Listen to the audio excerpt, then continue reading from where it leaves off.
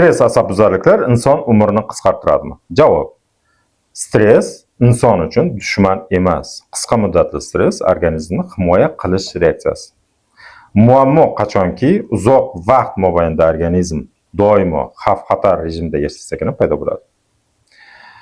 Tasavvur qiling, inson uzoq vaqt, oylar, yillar davomida doimo xavotirda, qo'rquvda, asabda yashaydi, uyqusi buziladi, tinchligi, halovati joyida bo'lmaydi.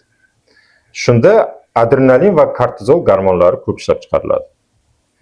Qarabsizki, insonda gipertoniya, yurak qon tomir kasalliklari, moddalar almashinuvi buzilishi va ruhiy kasalliklarni rivojlanishi bilan namoyon bo'ladi. Bu esa inson umrini qisqartiradi.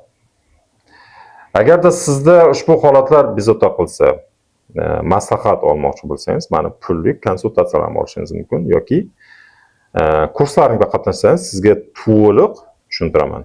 Kommentariyada stress yoki maslahat deb yozsangiz sizga yordam beraman.